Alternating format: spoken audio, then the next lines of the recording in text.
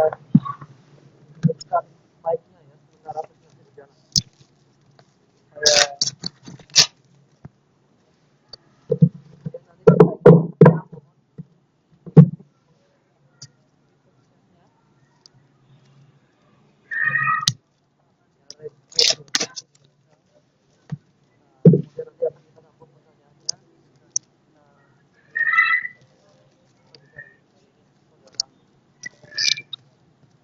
Saya baik, saya akan bacakan dulu profil singkat dari pembicara kita sore ini, yaitu Pak Bambang Prawira.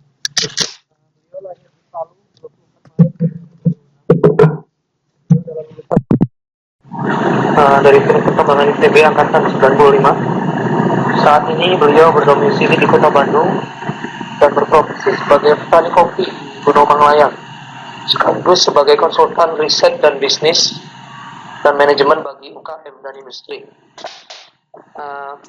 Profesi sebagai petani kopi digeluti oleh beliau sejak tahun 2008. Saat ini hasil produksi kopinya diolah dalam bentuk kopi artisan ya, dengan label Sunda Mountain Gourmet Coffee, dan dipasarkan secara direct selling melalui media marketplace di online ya, Lazada, Tokopedia, dan lain-lain. Selain itu juga beliau mempunyai kafe ya di Bandung yang bernama Kiosmi.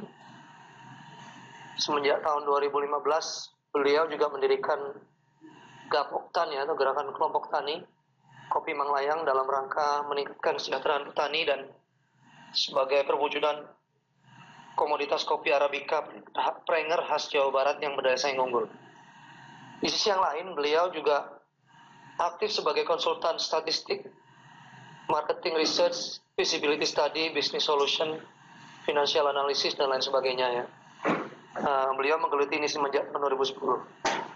Dan beberapa klien yang sudah beliau tangani diantaranya PT Sariater, PT Bondi Cipta Sejahtera, Festival Citylink dan Haris Hotel, kemudian PT Maici Inti Sinergi, dan banyak lagi ya, termasuk Bapeda Pemkot Tangerang Selatan Provinsi Banten.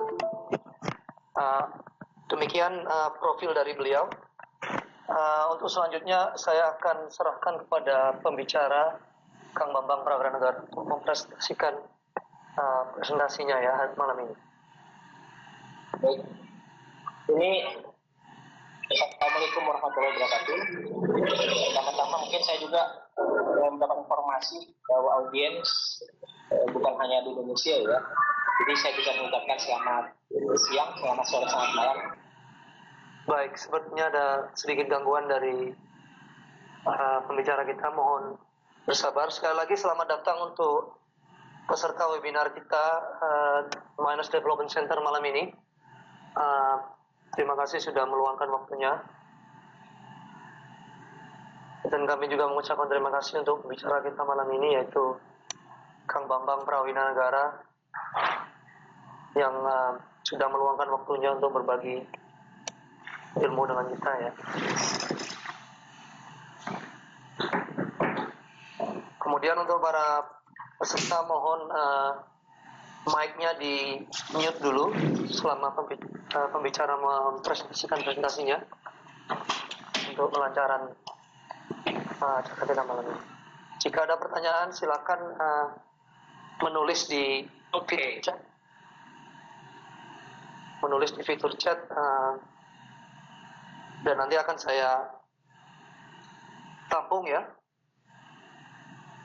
Akan saya tampung, kemudian akan saya tanyakan nanti di sesi tanya jawab. Atau bisa bertanya langsung. Kemudian tolong juga dinyalakan video masing-masing ya, supaya kita juga bisa saling melihat wajah peserta dan pembicara ya, supaya lebih akrab begitu. Baik, sambil menunggu pembicara untuk kembali online, saya akan menyalakan sedikit lagu nasional ya, supaya sama-sama mendengarkan. Terima kasih.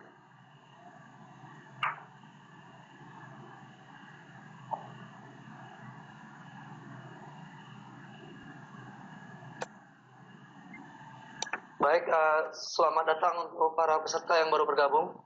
Tidak ada sedikit gangguan dari pembicara kita.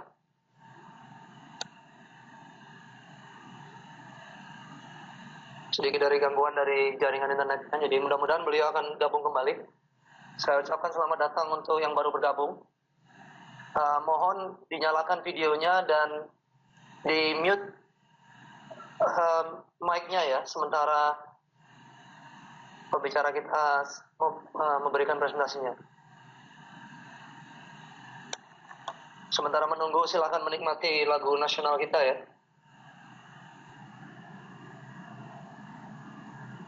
Sekali lagi mohon para peserta untuk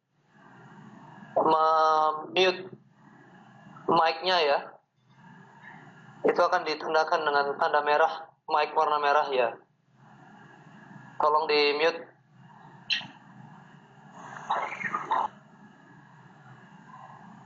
Sekali lagi selamat datang untuk para peserta webinar malam ini yang baru bergabung. Kebetulan kita ada gangguan internet, jaringan internet dari pembicara kita yaitu Kang Bambang 95.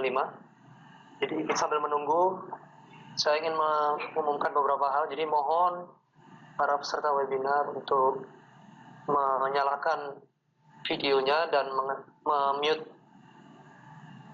mic-nya ya, selama pembicara sedang memberikan presentasi. Sambil menunggu, silakan menikmati lagu nasional kita. Baik, Kang Bambang Prawira Negara sudah bersama kita.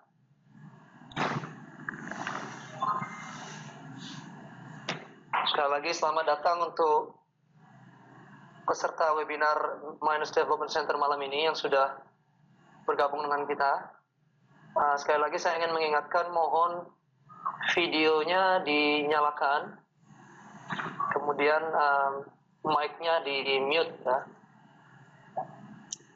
Nanti mic silakan dinyalakan kembali ketika ingin bertanya. Jika ada pertanyaan boleh melalui chat, coba dinyalakan fitur chatnya. Nanti pertanyaannya akan saya tampung, kemudian bisa ditanyakan di sesi tanya jawab nanti di belakang. Sekali lagi selamat datang. Baik, pembicara kita sudah mulai kembali. Selamat datang kepada Kang Bambang Prawira Negara.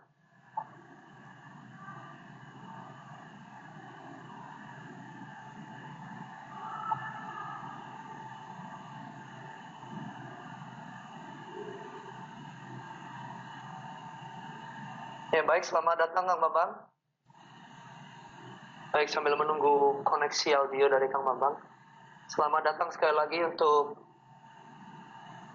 para peserta webinar kita malam ini yang materinya adalah kiat membangun ide bisnis, dan sebagai pembicara adalah Saudara Bambang Prawira Negara, Teknik Pertambangan 95. Mohon untuk para peserta untuk menyalakan videonya dan memute mic-nya masing-masing sementara presentasi sedang berjalan. Dan kemudian jika ada pertanyaan mohon bisa lewat chat, nanti saya akan tampung, kemudian bisa ditanyakan langsung ketika sesi tanya jawab, dan dinyalakan videonya ketika bertanya supaya interaksinya lebih enak. Sambil menunggu, silakan nikmati lagu nasional kita yang saya putar ini ya. Selamat menikmati. Sudah terdengar?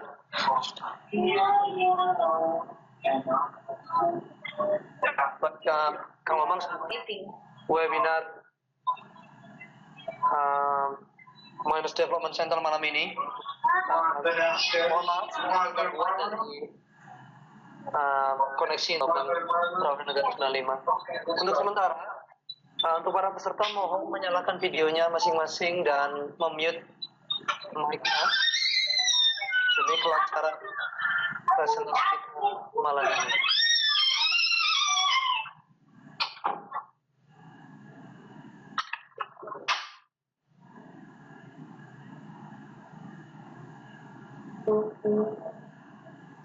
Sekali lagi untuk para peserta, selamat datang.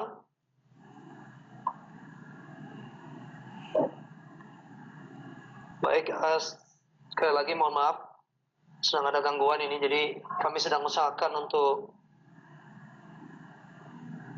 koneksi.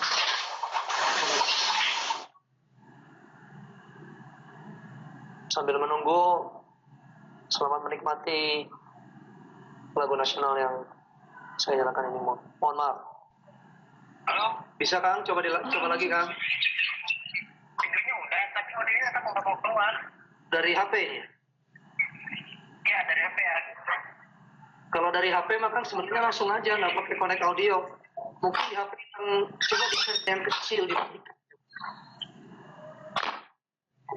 Udah, sudah saya besarkan. Coba di ini lagi Kang. Kalau dari laptop nggak bisa ya? Resikonya gimana? Nah, coba kalau dari HP ini, Kang Mabuk bisa dengar yang lain? Apa? Kalau dari HP bisa lihat saya? Bisa. Bisa.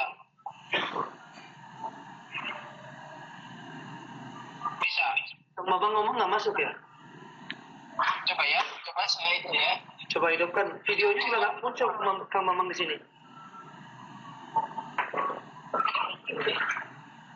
Saya nggak bisa Pak, baru bisa. Ya, sekarang muncul coba ya. Suaranya tapi nggak masuk. Ya, ada sekarang ya? Ada. Ada sekarang nggak? Ada. Oh, iya, Ada. Iya. Oke, sudah kedengaran. Ya, baik.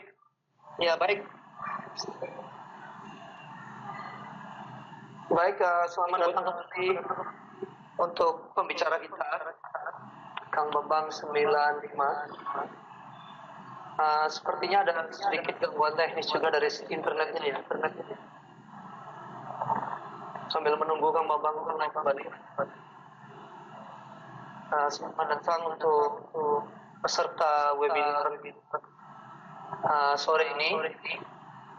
Sekali lagi mohon dinyalakan videonya dan di mute mic-nya masing-masing selama pembicara sedang berbicara masing-masing. Oke. Baik, Kang Bambang, saya serahkan. Silakan dimulai presentasinya. Baik. Assalamualaikum warahmatullahi wabarakatuh. Selamat sore, selamat malam rekan-rekan yang sudah bergabung. Pada kesempatan ini saya diminta untuk menyampaikan suatu topik yang boleh dikatakan mungkin lebih mengenai entrepreneur.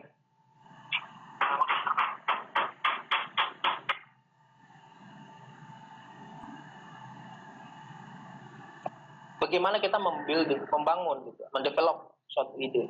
Kalau untuk menemukan ide bisnis, saya yakin teman-teman sekalian bisa menguji jiwa entrepreneurship yang ada di diri teman-teman sekalian.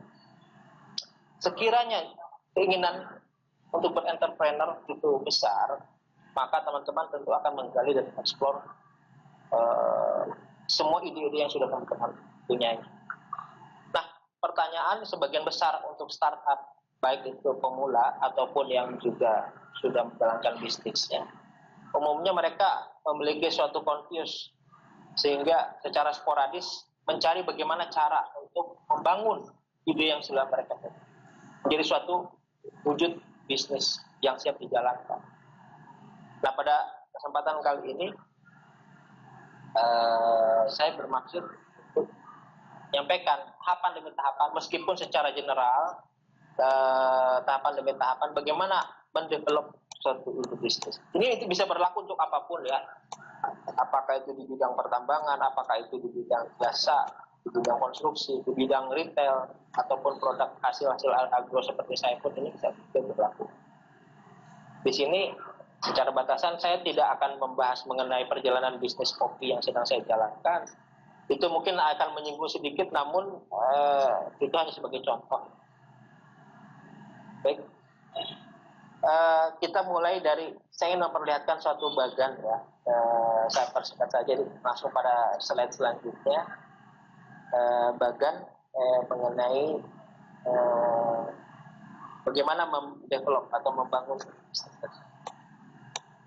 Ini kalau saya kebetulan dari sini kecil kelihatan.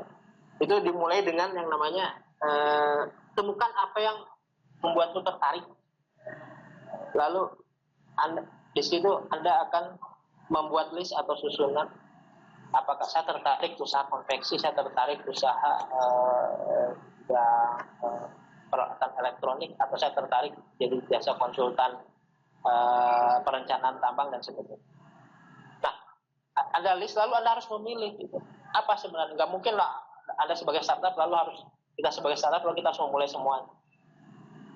Setelah memilih satu ide bisa akan dijalankan, kita akan melihat gitu. Kita akan melihat ini dalam selama ini saya menggunakan produk, misalnya kita menggunakan suatu produk,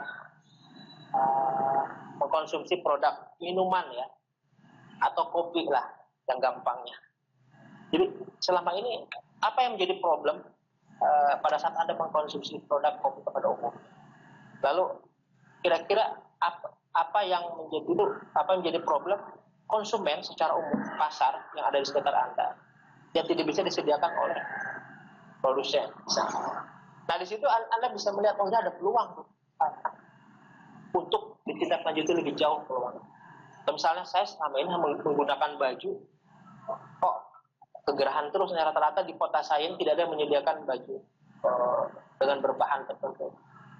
Nah itu yang Anda lihat dari peluang-peluang itu yang akan memotivasi diri kita untuk menindaklanjuti pencarian dan membangun sebuah ide bisnis tersebut. Nah, tidak banyak yang dilakukan bagaimana setelah kita memilih satu ide lalu mendevelop, itu hanya sebuah riset kecil. Riset kecil itu kalau kita kembali ke bagan tadi bisa dilihat ya. Bisa di-share lagi Pak Moderator. Itu dari setelah kita menemukan suatu opportunities, kita menemukan sebuah peluang. Di situ kita melakukan sebuah riset kecil. Kita harus mengumpulkan berbagai variabel, baik itu di lingkungan terluar, lingkungan ekonomi makro, lingkungan industri, dan lingkungan yang berada di diri kita, lingkungan organisasi yang akan kita bangun. Slide nomor berapa itu kan? Mohon maaf. Slide yang tadi, yang bagan. Iya. Ya, nah ini. Ya, setelah ada namanya peluang, opportunities, kita kan akan melakukan sebuah riset.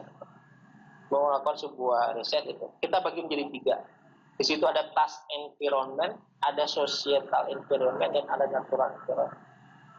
Itu terlalu teoretis, namun saya hanya mengilustrasikan saja. Teman-teman bebas mengklasifikasikan. Yang pasti itu dimulai dari lingkungan terkecil.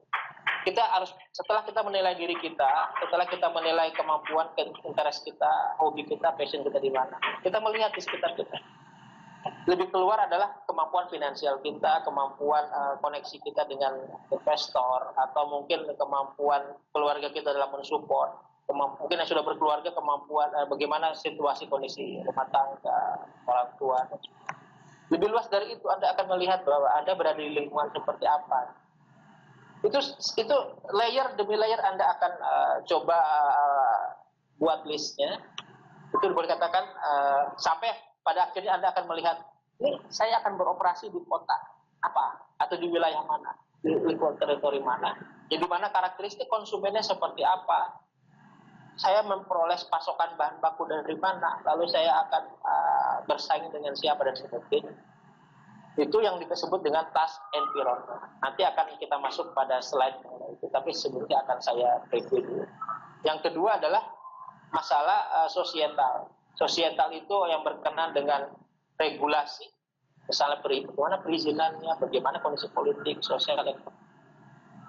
Yang terakhir yang lebih luas adalah ini dengan peluang bisnis ini, apa yang akan dipengaruhi oleh hal yang lebih besar, misalnya masalah cuaca, masalah perubahan iklim, masalah penyakit dan semuanya.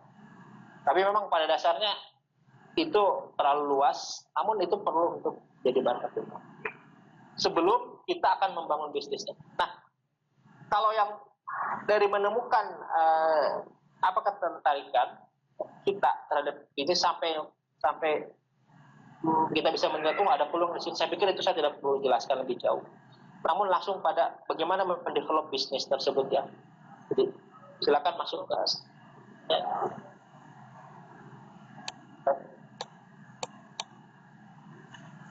Next. Yang ini kan? Terus. Tadi udah dibahas. Ya, tadi sudah dibahas. Tadi ini amati yang terjadi. Nah ini sebagai contoh ya. Sebagai contoh, task environment itu adalah kalau saya awalnya saya ceritakan, tadinya saya hanya petani kopi yang hasil kopinya itu dalam bentuk berasan. Saya memulai membuat kopi artisannya, kopi bubuk dan kopi roasting ini tahun 2015. Sebelumnya saya petani yang kurang puas. Seorang petani yang merasa kurang puas di mana hasil pertanian itu hanya diserap oleh buyer.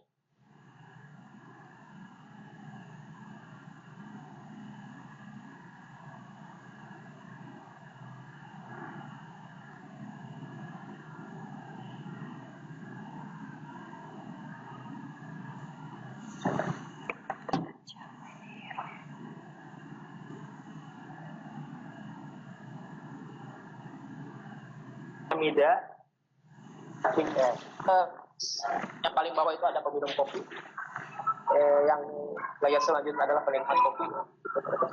Nah, saya melihat pasar domestik di Indonesia ini cukup besar. Pasar domestik cukup besar. Selama ini digarap oleh kopi instan. Saya kalau minum kopi instan, mohon maaf, dan beberapa teman-teman kenalan semuanya kadang-kadang merasa ada suatu komplain, ada memberi efek terhadap tubuh kurang sehat. Nah, di Bandung ada produsen kopi yang artisan, salah satu merek yang sudah legendaris. Sebagai petani kopi saya bisa melihat, saya masuk ke dalamnya, saya jual ke produk sana, saya melihat berbagai keterbatasan yang dipunyai, dan ada suatu ketimpangan selama boleh katakan beberapa generasi di kota Bandung ini sebagai kota industri kreatif, namun selama ini tidak tahu dan tidak pernah merasakan bagaimana dapat menikmati kopi. Nah, ini sebagai gambarannya. Jadi pasar terbesar itu ada di domestik, ada di lokal. Ini bukan hanya Bandung, terjadi di kota lain juga. Dan alhamdulillah sekarang udah mulai bermunculan ya kopi-kopi seperti itu. Nah, tapi masih digarap dan dikuasai oleh kopi instan. Ini sebagai contoh saya dalam melihat sebuah peluang. Sekarang kita tinggal pilih saja. Apakah kita bermain di segmen mana. Nah, ini sebagai contoh, apakah di kelas pasar paling bawah, di mana jumlahnya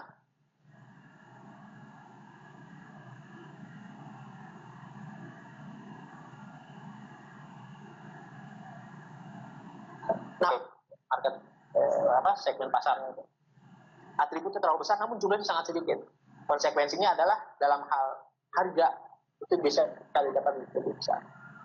Bisa next lagi selanjutnya sebagai contoh ya, nanti disimpan kalau untuk diskusi lebih lanjut. Ya. Nah ini berbicara kembali ke task environment ini yang saya maksud. Di antara tadi saya sudah singgung masalah contoh, saya menganalisis masalah pasar. Kita bisa melihat dari Porter 5 Force, Michael A. Porter itu dia identifikasi bahwa tidak akan biasa digunakan oleh para pelaku bisnis atau para pengambil keputusan dalam menyusun strategi. Dia akan melihat dalam lingkungan terdekatnya itu adalah bagaimana dengan daya tawar pembelinya. Daya tawar pembeli itu adalah misalnya kita berada di pasar yang seperti apa, teredukasi kah? Kalau pasarnya teredukasi, tentu punya daya tawar yang tinggi. Kenapa? Dia lebih kritis dalam membelanjakan uang. Dia akan lebih memilih mana produk higienis dan memiliki slogan pelestarian alam. Nah, itu disebut daya tawar konsumen seperti apa. Masuk pada daya tawar supplier adalah seberapa besar pasokan produk ini sangat tergantung terhadap kekuatan supplier. Nah, sebagai contoh, mungkin teman-teman juga ada yang berpikir ya, kalau saya juga bikin usaha seperti menyediakan kopi siap saji dengan kafe itu seperti apa? Berarti saya harus punya pasokan yang kontinu. Nah, kendala dalam hal bermain di bisnis kopi sebagai contohnya ini adalah kontinuitas pasokan harus bisa terpenuhi. Baik Anda memasok ke kafe-kafe, hotel, restoran, ataupun jual secara retail. Tanpa ada pasokan kontinu, Anda tidak akan mendapatkan konsistensi dari segi rasa. Karena beda bukit, beda gunung, beda lokasi, rasa kopinya bisa berbeda lagi. Dan konsumen sangat mengenali itu. Nah, itulah sehingga Anda akan melihat siapa supplier kita, seberapa besar daya tawar. Nah, di samping juga kompetitor, Anda harus melihatnya. Lalu di situ juga adalahnya ancaman produk pendatang baru. Siapa sih dia pasti akan datang? Seberapa besar entry barrier itu istilahnya, seberapa besar orang-orang mudah masuk ke sektor ini. Nah, ancaman bukan hanya datang dari pendatang baru, namun ada juga yang namanya produk pengganti. Ya, produk pengganti adalah produk pengganti kopi apa nih? Apakah teh green tea itu bisa jadi tren lagi? Kalau atributnya seperti halnya kafeinnya untuk kebutuhan sosial needs-nya bisa dipenuhi oleh green tea, jadi orang tidak hanya melihat kopi, orang bisa menggunakan ke produk teh, ke produk soda atau apa ya. Itu sebagai contoh saja.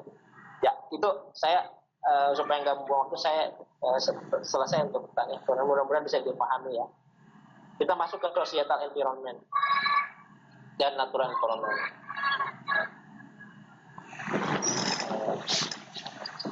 Silakan.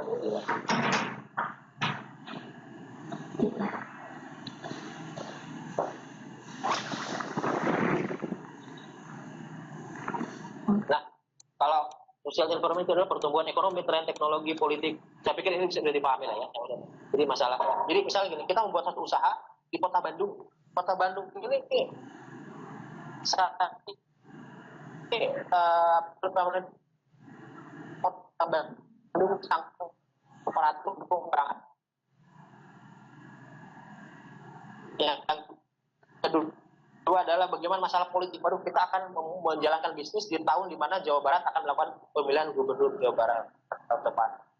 Pasti setidaknya ada pengaruh terhadap pola konsumsi masyarakat. Misalnya, politik, tren teknologi, apakah bisa sejauh mana bisa juga sangat tergantung teknologi. Apakah teknologinya bergerak cepat atau hanya sebatas supporting. Misalnya kita bermain di teknologi bisnis pameran. Nah, di situ bukan organisasi pameran, itu sangat dipengaruhi oleh pergerakan teknologi, informasi, tren, akan berikut. Fenomena itu sangat luas ya, masalah sumber daya alam. Misalnya gini, saya bermain di kopi, saya harus mempertimbangkan aspek yang namanya ke depan ini perubahan iklim akan terjadi secara ekstrim. Tahun ini sebagai gambaran, hasil panen kopi tanpa diduga-duga mengalami penurunan drastis di luar perkiraan, dan ini akan mengganggu pasokan. Dan terjadi di Jawa Barat akibat hujan yang 1,5 tahun terakhir. Nah, ini faktor-faktor tersebut memang susah untuk diantisipasi, namun setidaknya kita sudah mulai memasukkan pada berbagai pertimbangan, mengumpulkan variabel penyusunan strategi. Nah, tas environment, societal environment, atau environment ini semua faktor-faktor yang sudah kita kumpulkan itu kita klasifikasi. Setelah tajam, kita akan mungkin kita bisa dibantu dengan SWOT analisis ya. Tapi lah mana yang menjadi faktor kekuatan internal kita, mana yang menjadi kelemahan internal kita, lalu apa yang menjadi peluang dari bisnis ke depan, dan apa nah kita bisa, saya pikir semua audiens ini sudah sangat familiar dengan hal seperti apa. Dari pengelompokan tadi itu kita coba susun. Nah lanjut lagi.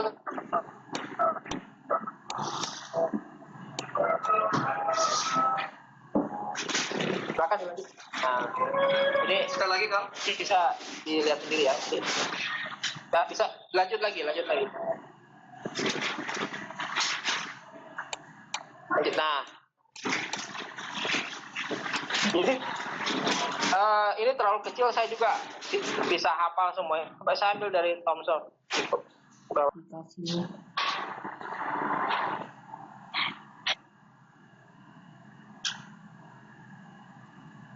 Kang Bambang, suaranya hilang ya. Oh iya, masuk lagi. Silakan Kang. Halo. Ya, silakan Kang. Sudah masuk. Lanjut. Next.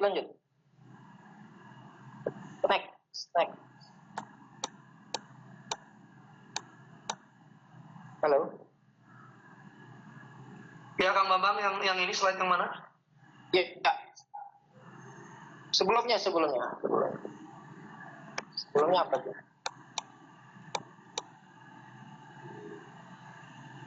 Yang itu? Oke lah. Jadi setelah strategi, jadi setelah dari SWOT itu akan menghasilkan beberapa variabel strategi yang kita jalankan. Dari ide-ide itu akan menghasilkan strategi itu yang lebih sangat spesifik. Kita akan menetapkan yang namanya marketing mix.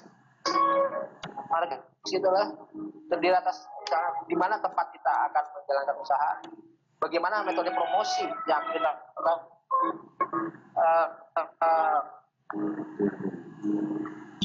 tapi saya akan singgung saja seperti itu. Jadi dalam dunia services itu ada 8P sudah dikembangkan, namun kita pakai 4P aja, itu ada atau di saluran distribusi dan juga bagaimana itu boleh katakan tuh apa ya, boleh katakan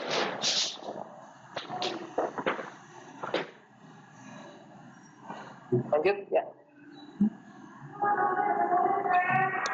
Nah udah, saya rasa ini ada banyak lagi ya, dan itu mungkin tidak mungkin di bahasa satu. Lalu setelah kita menyusun itu, kita akan menyusun suatu analisis keuangan. Jadi berapa modal yang kita butuhkan, berapa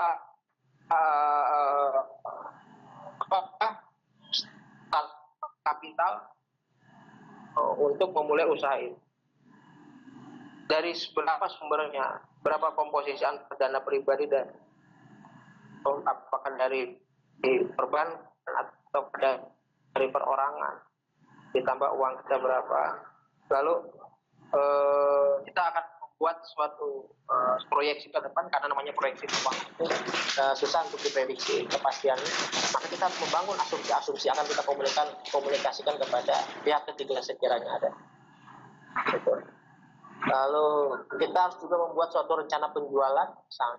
Nah, apakah produk kita bentuk jasa dalam bentuk barang, di mana apakah kita harus membuat suatu rencana penjualan, proyeksi biaya pokok dan HPP, bisa itu harga pokok penjualan atau harga pokok produksi, dan overhead ya, biaya tetapnya kita harus susun dan seterusnya. Nah, demikian ya, karena saya takut terlalu lama, lebih kita banyak diskusi. Demikian yang saya akan sampaikan, saya sudah sampaikan. Mudah-mudahan bisa memancing diskusi lebih lanjut. Saya kembalikan ke moderator.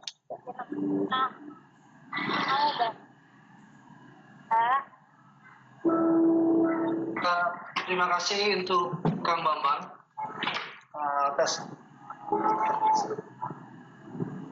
Bagi para peserta yang ingin bertanya, silakan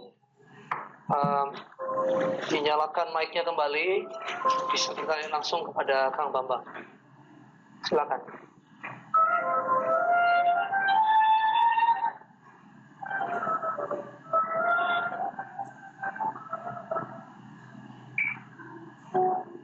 Halo moderator.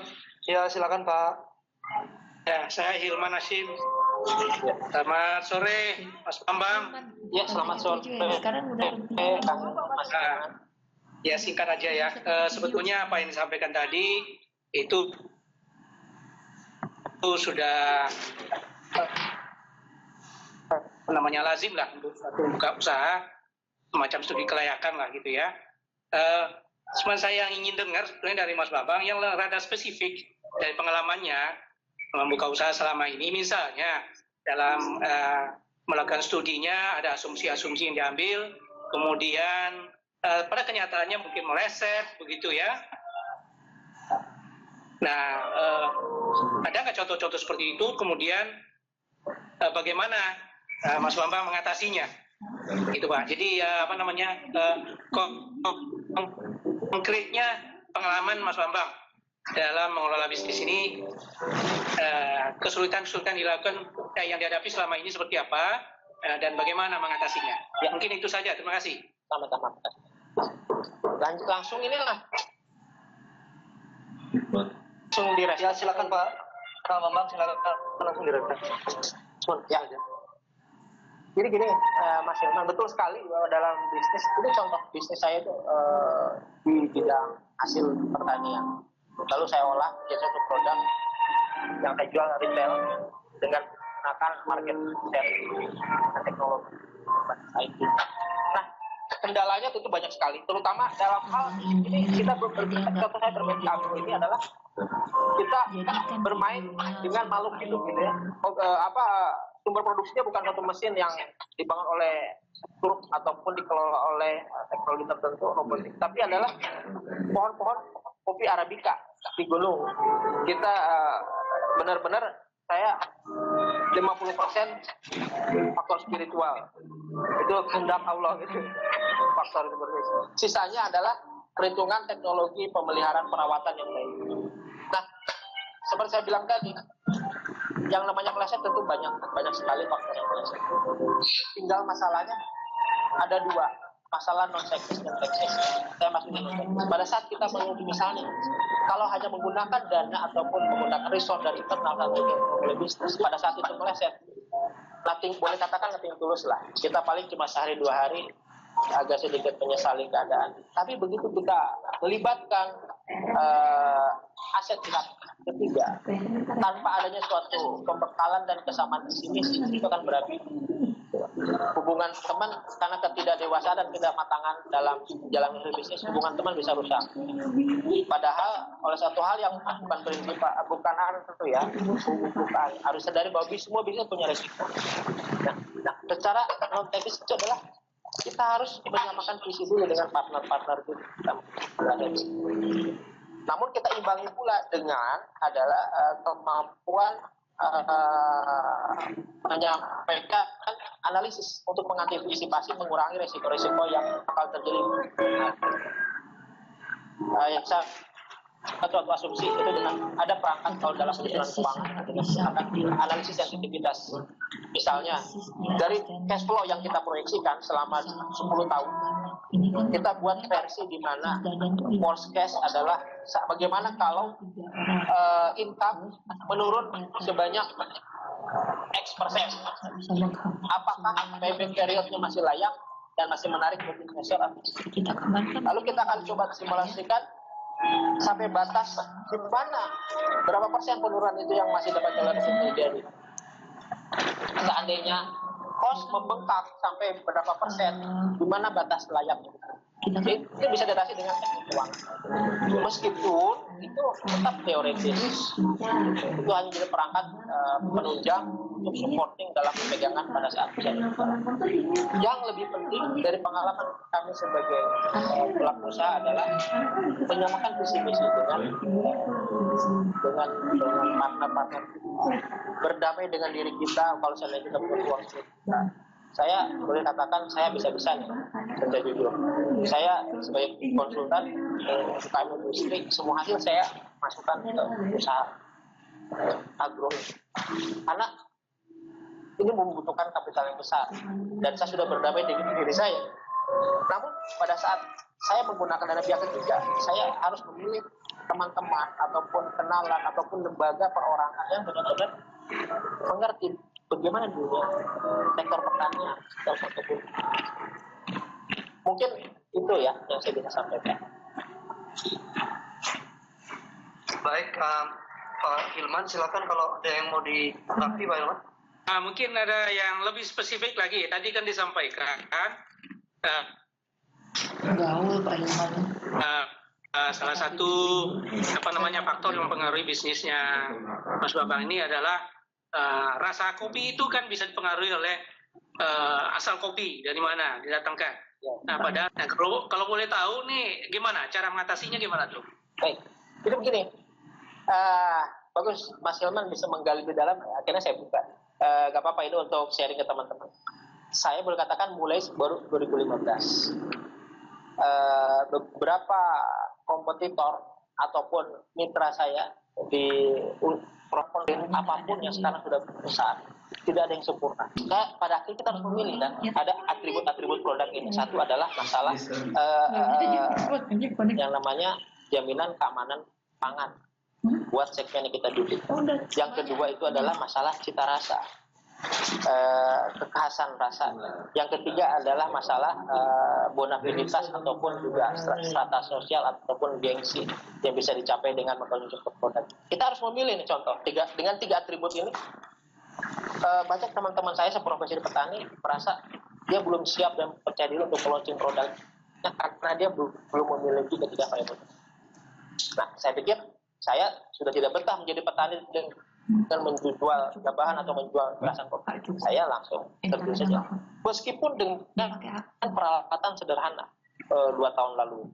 Dengan peralatan sederhana, saya sadar itu tidak akan menghasilkan suatu produk yang memuaskan segmen pasar yang saya bidik.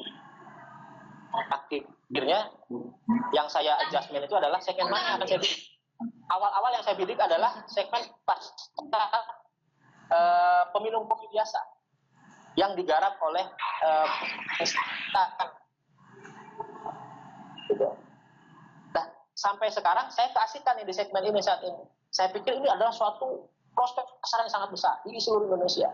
Udah berpuluh tahun digarap oleh kopi instan, daya beli mereka ada, dan lalu saya menengok ke pasar selanjutnya bahwa pada akhirnya saya melirik penikmat kopi, pecinta kopi itu hanya sebatas untuk mendongkrak pamor produk saya. Hanya juga kami menguatkan diri untuk membuat official cafe, di mana produk-produk yang premium gourmetnya itu kita olah khusus itu disajikan di kafe ini. Untuk standar cita rasa hanya didapat di kafe ini. Standar peracikan, pengadukan, pembuat penyajian kopi bisa didapatkan di kafe ini. Di situ pertanyaan konsumen akan selesai dan segmen di bawahnya akan terupgrade karena mendapat testimoni dari pasar di atas. Nah, jadi kesimpulannya adalah keterbatasan produk yang saya miliki saat ini ada. Saat ini apalagi produk saya baru di-develop 2 tahun terakhir. Tapi saya akali dengan cara saya memilih segmen pasar mana yang bisa segera saya garap tanpa harus menunggu produk saya sempurna. Nah, semua atribut perizinan, masalah keamanan pangan, dari perizinan usaha, keamanan pangan, paten merek, label MUI semua sudah selesai diurus. Alhamdulillah produk kami ini termasuk salah satu kopi artisan yang sudah lengkap produk. Karena segmen kelas menengah itu sangat care dengan yang namanya keamanan pangan. Demikian Mas Hilman yang bisa saya sampaikan. Oke, sementara terima kasih. Terima kasih, Ya. Pak Bambang. Sama-sama. Baik, ada pertanyaan berikutnya dari, mudah-mudahan benar nih, Pak Jumianto. Silakan Pak. Ya, selamat sore. Boleh Pak. Selamat sore. Ya, selamat sore Pak Jumian. Ya, Selamat sore Pak Jumian. maaf Pak Auladi ya. Harusnya Pak Auladi ya. Ya. Ya betul Pak. Betul. Iya. Maaf Pak, agak terlambat bergabung, tetapi sekilas bisa mengikuti tema pada Vicon sore ini. Yang pertama ke Pak Bambang Prawira Negara ya, yang selaku presenter ya. Untuk saran saja Pak, mungkin karena kami dari dunia pendidikan, jadi saran untuk presentasinya itu terlalu lembut kalau menurut saya selaku guru ya, karena keterbacaannya itu akan mengganggu pemahaman dari peserta atau Vikonter ya. Terus yang kedua ke Pak Bambang Prawira Negara, mungkinkah kami di Jogja itu bisa membeli paket kopi dari Bapak, karena di Jogja itu sekarang baru marak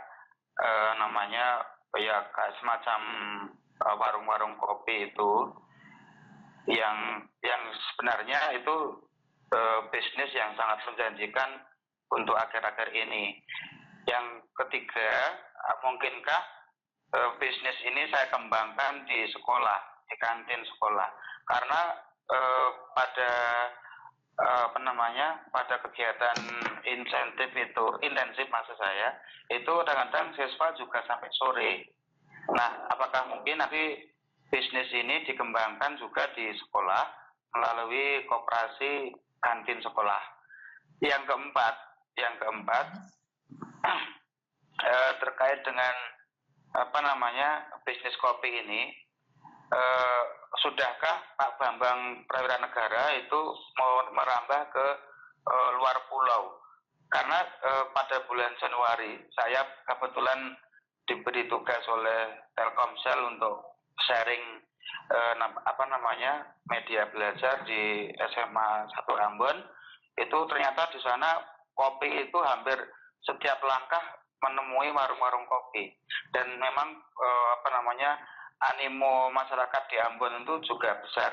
Nah, itu kalau saya terapkan di Jogja, itu kemungkinan juga akan merupakan bisnis yang menjanjikan. Terima kasih Pak Aulia atas waktunya. Salam untuk semuanya. Selamat sore.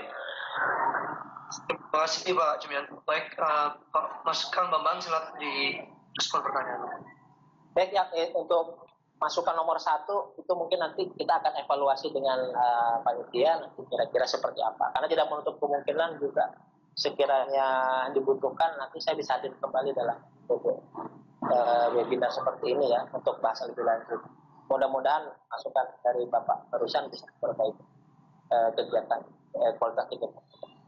Yang kedua adalah masalah untuk mendapatkan produk-produk kami. Sebenarnya kami itu saat ini ingin mengeksis di market share seperti Lazada, di Tokopedia. Karena itu adalah bisnis masa depan, retail masa depan.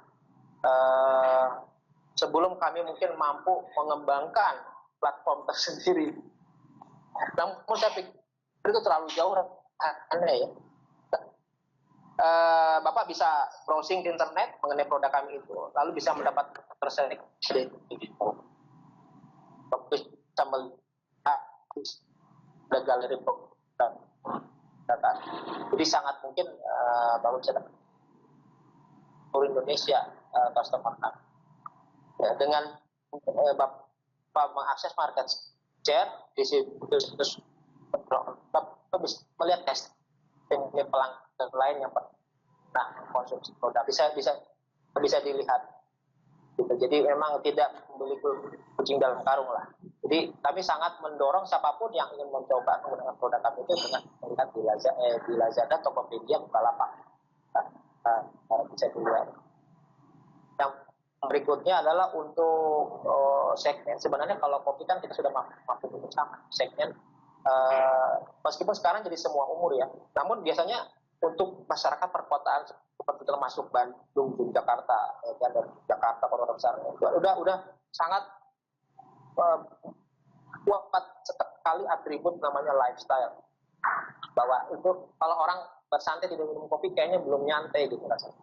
Nah, untuk di wilayah Bapak saya juga belum tahu persis Bapak berada di mana. Tapi untuk mengembangkan jiwa entrepreneurship dan juga memutar roda usaha di lingkungan sekolah, bukan tidak mungkin karena dengan segmen pasar guru, pendidik terutama dan lingkungan masyarakat sekitar, pihak sekolah bisa mengembangkan produk pendistribusi penjualan kopi tersebut. Sebagai contoh adalah bisa dalam bentuk menjual kopi buknya atau langsung membuat kafe keliling dalam bentuk berobat sepeda gitu. Itu akan lebih menjemput pasar, lebih efektif daripada kita harus menunggu seperti kafe gitu, seperti kami bilang. Kalau di Jakarta kan karakteristik masyarakatnya beda, mungkin lebih hospitality itu lebih kuat, sehingga mungkin bisa dicoba dikembangkan. Ada salah satu teman saya, dia mengembangkan kafe dalam sepeda. Dia tuh orangnya suka goes, begitu pada saat dia mau goes, dia bawa kotak kafe. Begitu itu dia buka, dia mau menyiapkan manual guru sederhana. Dia datang ke pasar, dia datang ke tempat nongkrong di kantor kelurahan, di tempat olahraga. Itu satu ide yang menarik gitu, bisa dikaji ke depan. Mungkin itu yang bisa saya jawab ya. Baik, berikutnya kemudian silakan Pak. Kalau masih ada tanggapan Pak Jumianto, sebelum kita lanjutkan ke pertanyaan berikutnya. Iya, terima kasih Pak Auladi. Kalau begitu Pak Bambang, kami di Yogyakarta mendaftar yang pertama sebagai reseller kopi Bapak untuk daerah Yogyakarta. Terima kasih Pak. Sama-sama Pak. Nanti kontak langsung ke nomor saya atau ke... Baik ya, terima kasih Pak Jumianto. Pertanyaan berikutnya dari SMKN 2 Singosari. Silakan Pak, pertanyaannya.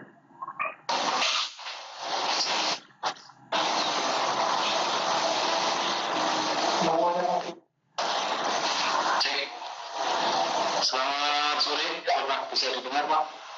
Selamat sore Pak. Ya, selamat sore. Terima kasih Pak Auladi dan Pak Bambang. Selamat sore. Nama saya Pak Ahmad Maksum Pak. Saya tertarik dengan usaha yang Bapak bangun. Yang saya tanyakan kebetulan kami ini misalnya ingin punya usaha seperti Bapak, kebetulan di daerah kami ini daerah apel Pak. Dan sudah banyak para pemula di tengah-tengah mana yang saya maksud ini bagaimana cara kita memulai, apakah kita harus membangun mitra dengan para pengusaha yang besar langsung kita usaha, bagaimana kita bisa mengumpulkan para usaha kecil itu sehingga kita bisa bekerja sama. Nah ini yang saya tanyakan untuk para pemula, misalnya seperti saya misalnya di daerah apel misalnya, ini misalnya akan punya usaha untuk pengolahan apel di daerah Malang. Ini kira-kira gimana Pak pendapatnya atau sarannya dari Pak Bambang, mungkin juga pengalamannya. Mungkin itu aja Pak Bambang, terima kasih. Soalnya saya terimanya intinya ulang Bapak agak terputus. Cek 1, 2, 3 gimana sekarang Pak? ya ada. Cek 1, 2, 3, 3, 2, 1. Pak Auladi, suara saya masih belum bisa didengar. Bisa Dengarku ada kayaknya Pak Bambang sudah cerita. Mungkin bisa diulang lagi. Oh ya ini Pak, bagaimana Pak jika untuk para pemula ini memulai usaha bisnisnya di lingkungan pebisnis yang sudah besar, apakah kita harus mengawali itu harus minta halo Pak, halo cek 1, 2, 3. Saya berikan pertanyaannya ke beliau. Halo, gimana Pak Auladi? Suaranya Dilanjutkan.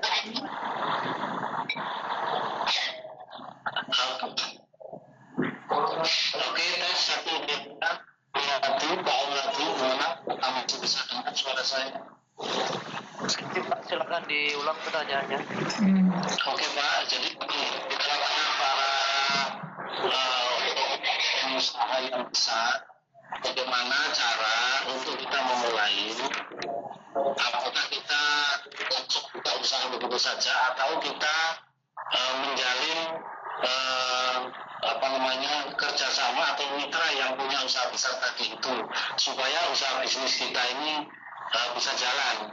Kebetulan di lingkungan kami ini masyarakatnya banyak pengusaha apel, termasuk kami juga punya usaha apel. Nah, bagaimana untuk menjalin itu supaya kita bisa jalan usaha yang akan kita lakukan ini? Apakah kita berusaha untuk menjalin koneksi dengan mitra itu, dan bagaimana caranya menjalin mitra yang besar tadi itu, atau kita langsung aja begitu? Tapi kalau langsung biasanya kan agak kesulitan. Nah, ini terkait dengan pengalaman Bapak yang sudah menjalankan usaha bisnis kopi yang tadi sudah disampaikan. Mungkin itu aja Pak. Apakah bisa didengar ya Pak? Bisa Pak. Jelas sekali. Nanti saya ulang pertanyaannya ke Kang Bambang. Baik Kang Bambang, intinya pertanyaannya adalah di Malang ini banyak usaha apel ya. Jadi pertanyaannya adalah mereka memulai begitu saja, apakah perlu bekerjasama dengan pengusaha-pengusaha apel yang sudah besar itu supaya bisa jalan? Karena kan mulai usaha baru. Kang, bisa nangkap suara saya? Bisa Kang? Bisa dengar suara saya? Oh ya udah. Iya. Jadi pertanyaannya dari SMK Indonesia Besar tadi, intinya di daerah sana banyak. Udah. Iya. Intinya di daerah sana banyak sama apel ya. Nah, pertanyaannya adalah apakah untuk memulai usaha yang lebih besar yang ada di sekitar sana atau langsung memulai saja? Jadi itu ininya pertanyaannya dari sini. Tentang kerjasama dengan pengusaha-pengusaha yang lebih besar. Baik, saya jawab ya Pak Ahmad. Jadi sebenarnya problemnya bukan di sana Pak. Ya. Sebab jangan lupa oleh hal itu, bahwa peluang itu datang Bapak memilih usaha di bidang misalnya pengolahan apel itu datang dari Bapak jual ke pasar jadi 1.000 buah apel misalnya, atau memang karena datang dari ada permintaan, ada challenge, ada tantangan dari seorang distributor bandar besar, bisa nggak Pak Ahmad ini mengumpulkan bandar besar? Jadi itu saya juga tidak bisa bilang ini lebih baik atau tidak. Jadi peluang itu bisa datang dari tergantung situasinya Pak. Nah, namun kalau kita berbicara dalam tema startup memulai suatu ini bukan sekedar saran, saya sangat merekomendasikan bahwa kita harus mau melalui tahap demi tahap anak tangga. Karena sudah fitrahnya, semuanya harus dilalui. Tidak mungkin kita langsung ada di lantai 2, lantai 3 tanpa melewati tahap demi tahap anak tangga. Kalau kita bercerita di kita, saya tidak punya waktu sekian lama untuk mencapai kesuksesan. Makanya saya ingin cepat mencapai level tertentu. Saya pikir itu juga sangat beresiko. Pasti akan ada yang dikorbankan Pak. Gitu. Baik itu terhadap fondasi Bapak yang belum kuat, teamwork akan pecah, kesiapan mental ya karena belum terbangun. Lalu akan sangat spekulatif karena akan menyedot dana yang besar, error. Jadi sebaiknya kalau sekiranya situasi Bapak normal di sana, misalnya Bapak berangkat dari itu ada peluang untuk produk apel ini. Di sini siapa yang jadi marketnya? Apakah masyarakat langsung? Apakah ada buyer, perusahaan ataupun kelas bandar? Lalu suppliernya siapa? Lalu produk apa yang akan kita bangun? Itu yang utama. Ada nggak permintaan sentral yang kita bangun? Masih digunakan situs marketing online atau marketplace. Itu tidak lain tidak bukan bahwa saya sedang menjaga stamina kami di produksi atau juga menjaga membangun market trust, kepercayaan pasar itu setahap demi setahap. Sebagian besar produk hasil kebun saya di daerah Bandung Utara itu tidak itu masih diproduksi untuk penjualan kepada bandar-bandar. Jadi tidak semuanya saya langsung olah, karena saya masih berhitung. Saya belum mau langsung main kapasitas besar, sementara banyak variabel atau banyak PR ada produk yang masih belum. Jadi kesimpulannya adalah tergantung dari situasi yang Pak Ahmad alami dan teman-teman di tangga yang paling yaitu adalah mulai langsung tergiur oleh nafsu meminjam dana investor, punya modal lebih uang untuk buat alat, lalu tempatnya masih di garasi, lalu pemasarannya Bapak merangkap produsen, quality control sekaligus keliling dulu sebagai sales, nggak masalah, yang pasti Bapak menguasai proposal. Gitu ya, Kang Ridwan ya, Pak. Baik Pak, kalau mau ditanggapi pertanyaannya Pak, silakan.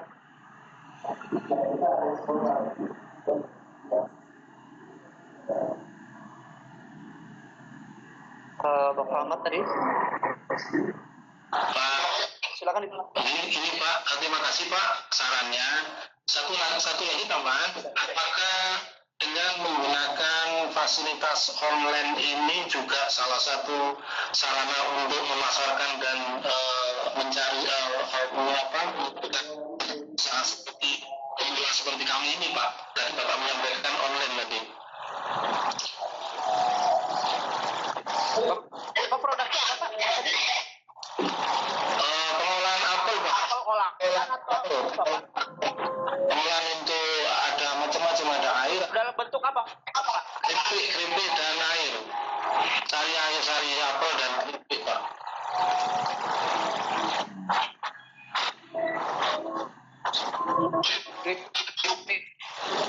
Kalau kayak kan expired date itu cukup lama. Itu sangat memilih akses informasi lewat gadget, Pak, lewat handphone. Jadi tinggal kebiasaan mereka untuk melakukan konsumsi dengan sarana media mobile phone. Nah di situ masa depan market akan di sana. Kalau Bapak mulai dari sekarang, saya yakin ke depan Bapak tidak akan ketinggalan lah. Jangan sampai nanti yang terjadi adalah crash seperti, mohon maaf, jasa transportasi di pedesaan antara ojek biasa dengan ojek online. Karena ada gap informasi, ketidaksiapan suatu komunitas bisnis satu wilayah dengan kecepatan. Demikian ya. Baik, bagaimana Pak? Apakah sudah masuk ke pertanyaan kembali? Terima kasih Pak.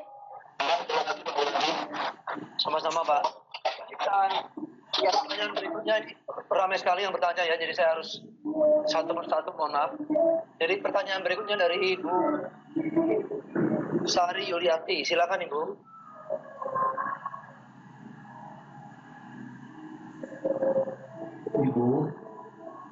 Ibu Sari Yuliati, silakan Bu, pertanyaannya.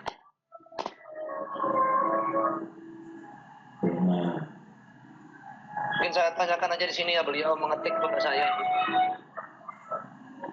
Izin tanya, apa dan berapa modal awal yang dimiliki Pak Bambang kalau boleh tahu untuk memulai bisnis ini?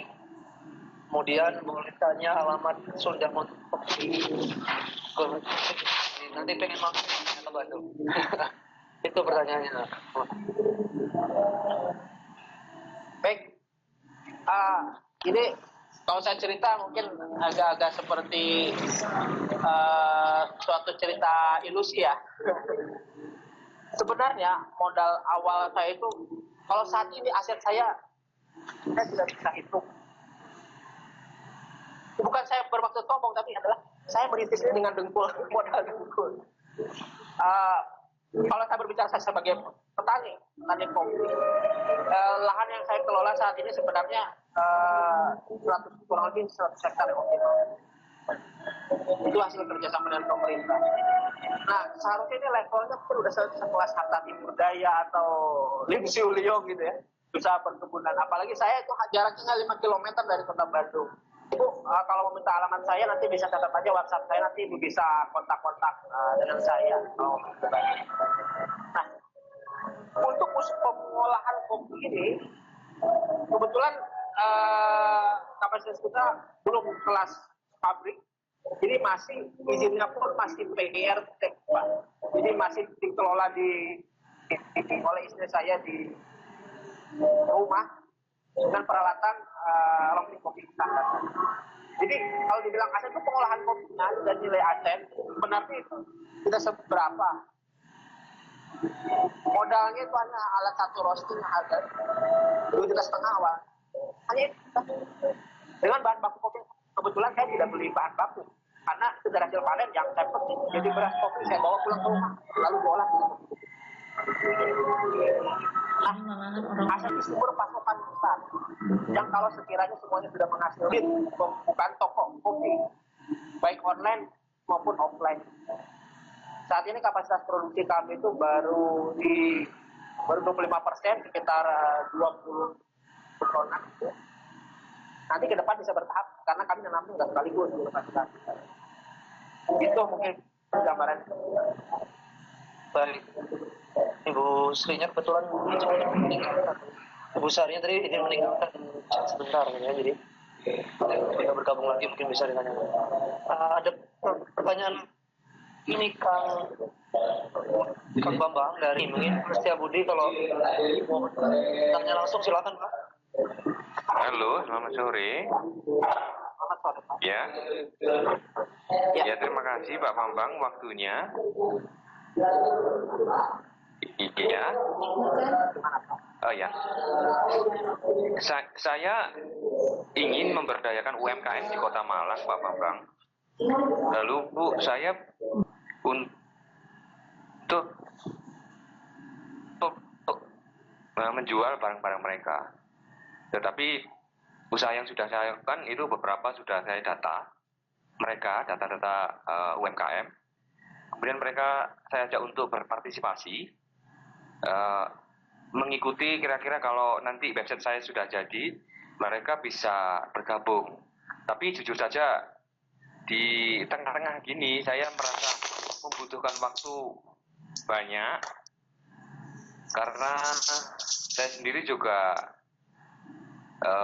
bekerja. Jadi mungkin Pak Bambang punya kiat-kiat khusus tentang bagaimana memberdayakan UMKM ini, Pak. Terima kasih sebelumnya. Selamat sore. Pak, maaf, dan Pak siapa tadi Pak? Saya Setia Budi. Pak Setia Budi, oke. Iya. Pak Setia Budi Di Malang. kalau tanya sendiri, jadi mungkin saya hubungkan dengan pengalaman yang terdekat. Pak Setia Budi. Saya jadi teringat dengan pengalaman saya. Baik, Pak Setia Budi bisa dengar? Bisa dengar. Saya teringat itu berkenan dengan menyatukan banyak kepala, Pak. Menyatukan banyak kepala itu pada saat saya mendirikan gabungan kopi Manglayang. Itu dengan berbagai karakteristik, meskipun berada di satu wilayah, beberapa kampung di dekat di area kebun yang kami kelola itu. Ya, mereka petani. Kemauan, beda-beda karakteristik orang. Nah, jadi saya bukan orang IT, bukan orang itu. Memang saya pahami pada saat Bapak akan membuat suatu marketplace gitu ya, secara independen, lalu apa menggabungkan produk-produk anggota yang setiap member yang akan semakin lama akan besar. Yang kedua adalah bagaimana menjaga dan mengembangkan platform teknologi ini sendiri agar bisa berkembang. Nah itu Bapak pasti butuh tim, masih butuh investasi. Nah, itu silakan, karena itu memang saya bantu dengan saya. Tapi mohon untuk agak disangka seperti itu. Kalau hanya Bapak mau pesan ke level website lalu dikelola pada sama, karena teknologi itu cepat sekali Pak. Kalau kan, ya itu saat tidak melakukan sendiri kan harus orang. Udahlah, meskipun berbeda-beda, tapi bagaimana kita mampu menarik benang merah keterikatan. Kita harus mampu menciptakan. Mungkin awal-awal agak ekstrim, ciptakan ketergantungan mereka terhadap pribadi. Awal-awal seperti itu. Apa yang benar-benar mereka tidak ini? Kita harus mampu meningkatkan daya tawar bahwa, hey bapak-bapak, saya bisa memenuhi kebutuhan Anda yang sama sekali Anda terpenuhi. Kalau itu bisa dicapai, saya yakin selama itu masih berjalan, tali tidak akan turun. ini mohon maaf, saya juga bukan orang pakar tapi ini hanya pengalaman ini praktis saja. Jadi saya mengelola itu petani hutan yang mereka itu benar-benar kalau tunggu nanam kopi 3 tahun mereka kelaparan, sehingga mereka itu harus tanam tanaman yang semusim, sementara di hutan itu tidak boleh sama sekali turun. Saya punya stok saya membagi 30 kepada anggota saya dengan syarat kamu harus mau saya pindah gitu loh. Kamu harus ini kamu harus mau menerima penjelasan saya kopi di Manglayang Barat gitu. Tapi saya kasih tips, lalu saya ajari mereka membuat kompos, tidak perlu pembeli dengan bekam mutiara sekarang harganya udah di atas 2.000 per kilogram. Mereka sudah mampu membuat kompos. Jadi solusi benar-benar permasalahan. Saya pengelola kebun kopi, tapi saya nggak punya kopi. Saya mau beli dari mana? Mahal sekali.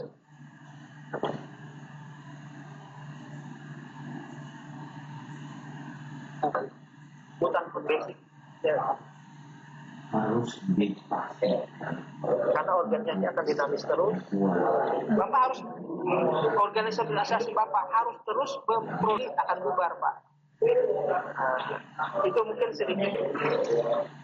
Ya. Halo, ya berarti harus diusahakan model satu jenis saja ya supaya kita lebih fokus ya. Satu jenis produk atau mungkin produk yang mirip gitu.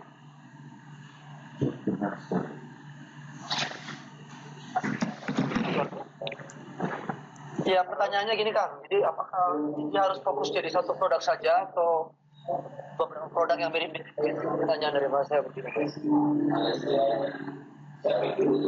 Ya, jadi ini kalau sekiranya terlalu banyak energi harus keluarkan untuk memperhatikan faktor tes Bapak sebagai moderator web marketplace, anggota-anggota ini kan perlu melihat sejauh mana saya bisa menunjukkan jual produk saya di pasar. Kita coba dulu dari yang paling gitu Kang. Baik Pak, Budi ada lagi yang mau dikatakan? Terima kasih Pak Ridwan Auladi. Nanti dilanjut di WA ke Pak Bambang aja deh. Nanti biar teman-teman juga dapat kebagian waktu. Siapa? Terima kasih Pak Auladi. Terima kasih Ya. Kang. Ya, selamat sore. Baik, pertanyaan berikutnya dari Aulia. Silakan Aulia. Iya. Ya. Halo, selamat malam ini, Bang. Mau nanya, Bang. Menarik tadi presentasinya. Aku akhir-akhir ini kan mulai tertarik sama entrepreneur ya. Dari yang beberapa artikel pernah baca, entrepreneur itu sebenarnya kan adalah penyelesai masalah ya, orang yang mencari solusi. Tadi di presentasinya di salah satu tahapannya adalah ada masalah gitu kan. Nah, pertanyaan aku untuk contoh kasus bisnisnya Abang ini, bagaimana Abang bisa bilang, oke, ini ada masalah dan Abang bisa punya solusi yang unik terhadap masalah ini. Maksudnya aku, bagaimana Abang bisa bilang, oke, ini adalah masalah, karena kan itu nggak gampang untuk mendefinisikan suatu masalah sehingga masalah itu bisa dijadikan suatu usaha. Itu pertanyaan pertama. Dan yang keduanya adalah Abang ini kan usahanya di bidang kopi ya, dan kopi ini kan seperti yang dijelaskan tadi itu sudah banyak pemainnya, dan untuk berani masuk ke bidang ini berarti kan Abang harus punya sesuatu yang unik gitu, yang berbeda untuk bisa berkompetisi dengan kompetitor yang lain. Nah, mungkin nggak perlu dibilang apa sih maksudnya strategi Abang yang bikin berbeda? Apakah rasanya berbeda? Apakah harganya lebih murah? Atau yang unik? Atau apalah sampai sekarang itu sedang Abang jalankan? Terima kasih, Bang. Baik Kang Bambang, silakan ya. Tadi saya udah jelaskan. Jadi pada saat saya sebagai pengemudi Koklar bayar di Sumatera, ada klien saya berpikir saya ada peluang. Ada ketidakpuasan saya untuk dengan harga.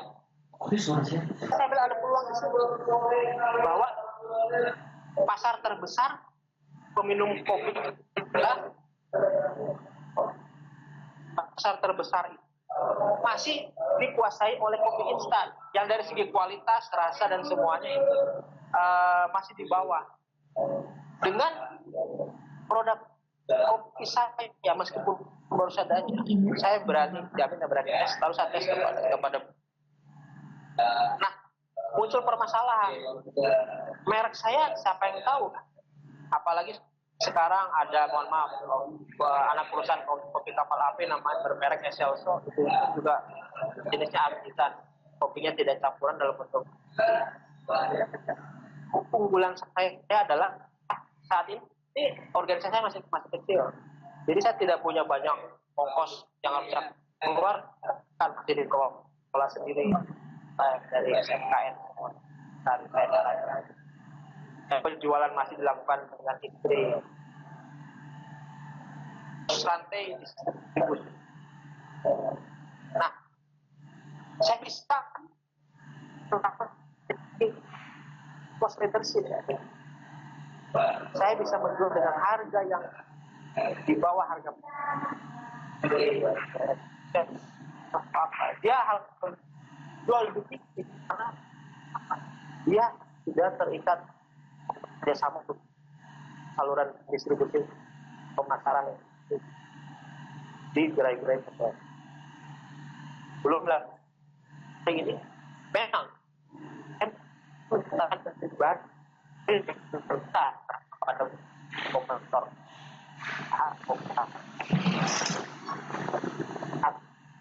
teman kompetitor yang bekerja sama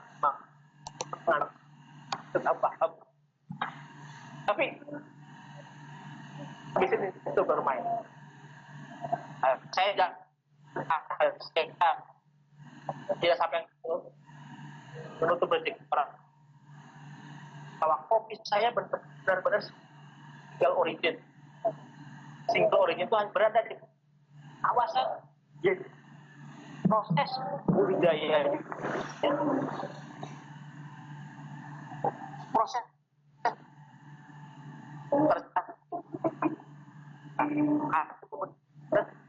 dari kopi yang kami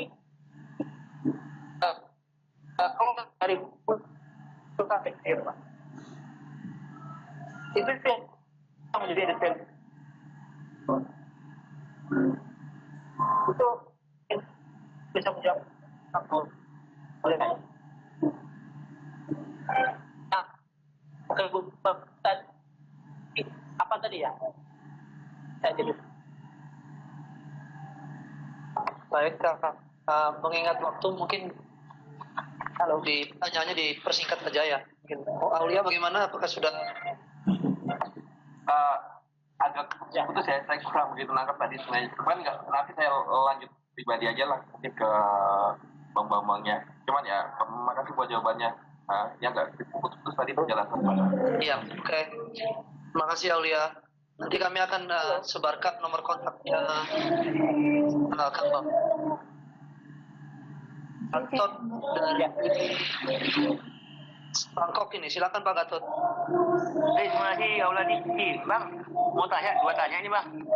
Dengar suaraku? Halo, Pak Gatot, ya Pak. dengar suaraku? Jelas Pak, silakan Pak. Ya, tanya 21, motivasi apa kau banting setir dari tambang ke kopi? Itu motivasinya apa? Lalu yang kedua, mungkin nggak orang tambang 10% itu kayak kamu, dia melihat peluang yang baru sehingga dia menjadi juragan sendiri, tidak menjadi pegawai tempat lain gitu. Itu aja sih pertanyaannya. Makasih Mbak. Silakan Pak Kang Bambang. Ini mendorong saya jadi curhat lebih jauh. Silakan. Sebenarnya bagi saya profesi sebagai manajer itu luar biasa Pak. Saya ambil ilmu sedikit Pak, Profesor Irwandi Arif dari mata kuliah analisis investasi tambang. Itu menjadi inspirasi saya menjadi seorang analis keuangan di konsultan bisnis. Saya bisa mengembangkan visibility study, proyek-proyek pipa air minum di regional Metro Bandung, bisa di Tangerang sampai ke Aceh. Itu kan inspirasi dari mata kuliah analisis investasi tambang Pak Mulhim dengan perencanaan tambang Pak Irwandi. Belum yang lain-lain ya. Sebenarnya karena saya tidak bisa generalisir dengan generasi teman-teman sekarang. Itu semua tergantung situasi. Ilmu sudah jalan. Meskipun orang tua saya itu orang tua dari golongan pegawai pemerintahan. Dan ibu saya tidak ada yang namanya neko-neko. Semua jadi pegawai negeri sipil. Bapak saya juga sama. Orang lulusan ITB yang setia pada bidang keprofesiannya, seorang geodesi. Nah, saya terlahir di era perpindahan geger budaya pada saat reformasi itu lagi tren-trennya. Kita teman-teman tidak mau menjadi mesin produksi, jadi salah satu bagian dari baut produksi. Sehingga kita harus buka lapangan pekerjaan itu bla bla bla bla bla. Nah, itulah yang membawa saya pada profesi ini. Memang panjang Pak, dari sejak saya lulus 2001 sampai sekarang. Saya sempat juga kembali ke kampus mengajar mata kuliah kewirausahaan di sosioteknologi. Saya punya puluhan mahasiswa, mata kuliah 2 SKS kok itu jadi seperti mengerjakan skripsi. Mereka masing-masing dituntut membuat visibility study, dan rata-rata begitu lulus mereka implementasikan. Ada visi di rental dulu, rental Jogor, ada jurusan biologi, ada yang pulang ke kampungnya membuat usaha jamur padahal dia orang teknik kimia dan jadi memang ada lingkungan Pak. Pergaulan saya itu mendorong saya jadi seperti itu. Nah, teman-teman di AMT saya percaya dengan informasi demikian luas tentu akan lebih luas spektrum ataupun pilihan mereka. Apakah ingin setia dan terjun ke industri tambang, atau memang harus mencari diri, melakukan penemuan di tempat yang lain. Saya pikir itu sekarang menjadi lebih bebas pilihannya kepada teman-teman. Informasi tersedia, pengetahuan, wawasan, pergaulan lebih luas lagi. Itu ya. Perlu disebarin ke anak-anak tambang itu. Jadi mata pelajaran itu bisa diaplikasikan di tempat yang lain. Gitu kan. Jual apapun juga peluangnya sama aja. Gitu. Kalau cuma tambang kan modalnya besar. Kalau ingin mandiri jadi juragan ya sudah harus banting setir. Tapi ilmunya banyak dapat dari tambang. Tapi baguslah, terima kasih masukannya. Ini yang perlu di testimoni, kamu harus disebarin ke anak-anak HMTE. Jadi juragan tidak harus masuk tambang, tapi harus jadi kayak kamu gitu. Kira-kira gitu. Usul. Terima kasih Pak. Makasih masukannya. Baik, pertanyaan berikut sama dari Pak Kuyung. Silakan Pak Kuyung. Kalau masih monitor Pak Kuyung, silakan. Sepertinya sudah tidak monitor kembali pertanyaan. Baik, kita lanjut saja kalau begitu. Pertanyaan berikutnya.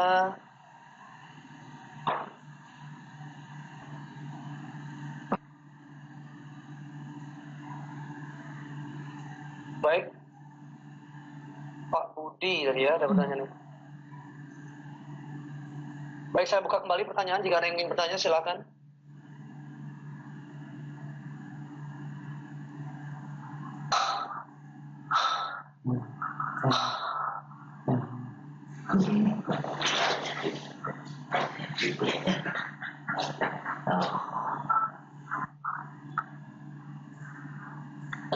Mungkin belum siap. Mungkin dari Pak Budi dulu. Tadi ada Pak Budi. Silakan Pak Budi.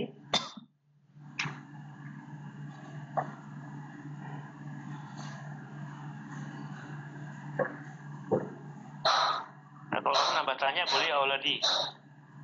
Silakan Pak. Silakan. Oke. Bang, rencana trenmu yang akan datang gimana? 3 tahun depan, 2 tahun lagi, ya gitu.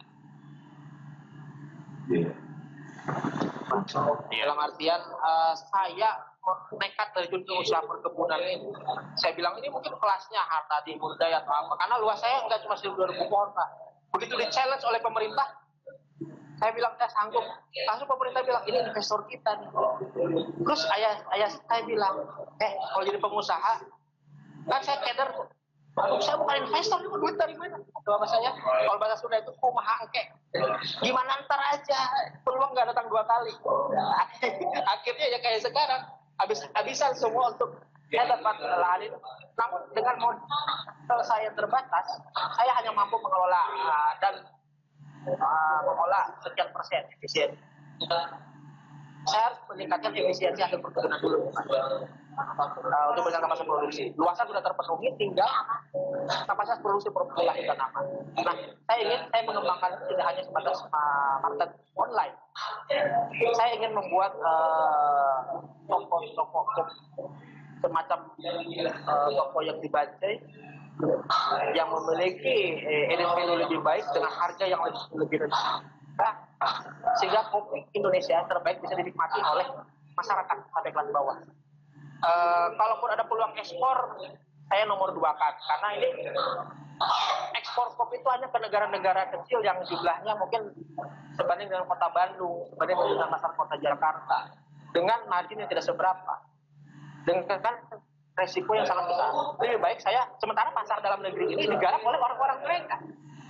Rasa-rasanya saya merasa rugi sih. Lebih baik saya jual dalam negeri saja, fokus menggarap pasar yang bahasanya sama, karakteristiknya saya sudah kenali, dan bersiap menghadapi pesaing-pesaing dari luar, daripada saya harus menggarap pasar-pasar kecil di negara-negara kecil dengan resiko sangat besar.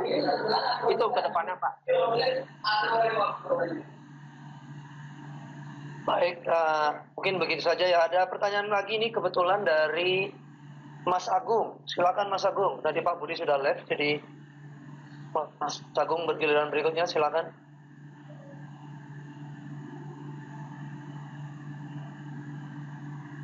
Silakan Mas Agung. Ya. Halo, sore. Halo. Sore Mas Agung, silakan. Ya, terima kasih. Terima kasih Ridwan, terima kasih Bambang. Sebenarnya Bambang menjadi salah satu contoh dari kita untuk memulai suatu bisnis dan berani untuk melakukan bisnis. Berani itu start dan akhirnya pasti akan finish tentunya. Saya termasuk yang paling beruntung karena saya pernah mendapatkan kiriman kopi dari Kang Bambang. Jadi memang dari segi rasa ya bisa bersaing lah sama Starbucks. Nah, ada satu hal yang saya kira mungkin gantung dalam hati gitu ya, gantung dalam hati atau pikiran. Karena gini, saya yakin masing-masing dari kita tidak ingin menjadi karyawan selamanya, benar nggak? Kita pengen suatu saat kita mempunyai semacam bisnis atau menjadi business owner. Pertanyaannya sekarang itu kapan kita berani untuk mulai dan bagaimana cara mulai. Nah, saya pengen Mas Bambang untuk cerita nih kembali mungkin beberapa tahun yang lalu bagaimana akhirnya memutuskan untuk mulai dan berani untuk mulai, karena itu yang awalnya loh. Kalau kita tidak yakin dari awalnya dari situ, mungkin kita sendiri akhirnya gampang.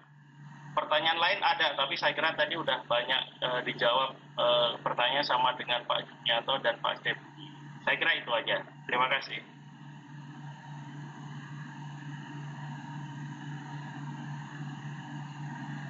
Baik, silakan. Jadi gini Mas Agung, saya langsung jawab. Saya ilustrasikan seolah-olah kita sedang keluar dari pintu depan, kita kunci pintu, lalu kita buang kuncinya sehingga kita tidak bisa masuk lagi. Pada saat kita, aduh, saya nyesel, saya mau balik lagi, kunci udah nggak ada. Yang ada pilihan lain, kita nyebur ya. Itu yang saya lakukan Pak, Mas. Ingat saya tahun 2002, saya masih berpikir-pikir ingin kembali, aduh berat ternyata usaha ini. Saya gabung, saya gengsi untuk melamar kerja karena udah terlanjur sesumbar ke keluarga ke apa, saya bisa mandiri. Nah, begitu sampai Jakarta, aduh gak nyaman ternyata kehidupannya gak cocok sama saya. Tapi saya tidak punya pilihan lain, saya mau mundur malu. semua kunci udah saya buang. Saya sudah bilang saya nggak akan lama-lama kerja. Satu-satunya yang saya lakukan adalah tinggal menghadapi. Tapi memang saya tidak merekomendasikan ini harus dilakukan oleh setiap teman-teman audiens ini, karena itu ongkosnya besar sekali. Belum tentu di antara kita mampu menghandle-nya. Tapi tidak ada pilihan lain buat saya, karena saya punya teman seangkatan.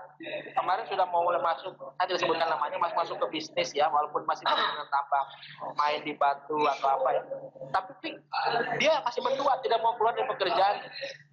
Sehingga pada akhirnya bisnisnya dia lebih memilih kembali ke kerjaan, karena berpikir anak saya sekolah, cicilan yang harus saya bayar itu segini-segini. Sementara bisnis tidak pas. Nah, di situ tidak akan berhasil kita masuk pindah ke kuadran berikutnya. Sehingga kalau untuk menjawab pertanyaan Mas Agung ini, saya nggak punya solusi lain, adalah kita kunci pintu, kita buang, sehingga kita menatap ke depan. Salah satunya adalah dengan entrepreneurship membuat spiritualitas kita naik. Kita akhirnya mau tidak mau akan lebih dekat dengan Tuhan, bahwa rezeki dijamin oleh Allah Subhanahu wa taala asal selama kita keluar rumah, mencari rezeki, melakukan ikhtiar. Itu aja sih.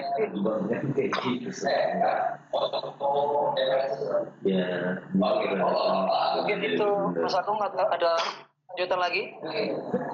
Oke, siap. Sukses Bambangnya. Ya, makasih Mas Agung.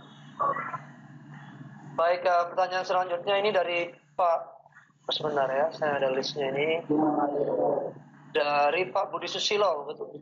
Tadi pertanyaannya adalah dari ini. Beliau pertanyaannya adalah untuk menyiasati tren menurun, misalnya cappuccino, cincau yang bahan utamanya dari kopi, itu bagaimana caranya ya?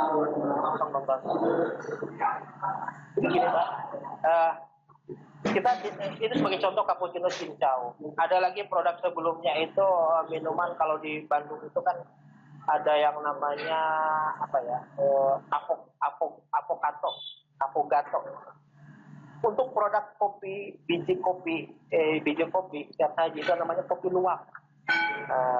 Ada namanya kopi gajah, kopi paneki di Sulawesi atau apa, macam-macam yang dihasilkan dari fermentasi perut hewan-hewan hutan.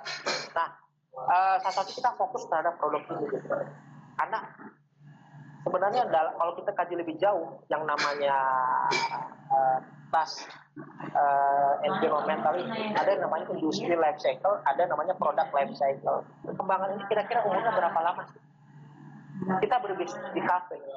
Ini di Bandung termasuk bisnis kerumunan. Tanpa inovasi, tanpa positioning yang kuat, dan tanpa entry barrier yang bisa dimasuki, yang bisa menghambat kompetitor bersaing, itu tanpa memiliki positioning yang kuat akan tenggelam di antara ribuan kafe lainnya. Kita harus fokus pada penguatan basic produk kita. Positioning kita di mana? Nah, ini kan contoh cappuccino cincau. Ternyata itu menjadi jenuh gara-gara semakin banyak tukang cappuccino cincau lain, dan berlomba-lomba bisa jadi berinovasi dalam atribut harga, tambahan gula, tambahan kegurihan, macam-macam. Sehingga pada akhirnya grafik prospek usaha kemenarikan bisnis ini jadi stagnan, bahkan turun-menurun. Nah, jadi hanya ada dua hal. Satu adalah pesan saya, inovasi terus-menerus Pak. Selama inovasi kita kejar-kejaran masih biasa-biasa saja dengan kompetitor, maka kita tidak bisa survive. Yang kedua, pada saat kita telat melakukan perubahan, ini saatnya saya untuk meninggalkan produk cappuccino cincau. Saya harus membuat, misalnya, kembali ke kopi tubruk atau apalah.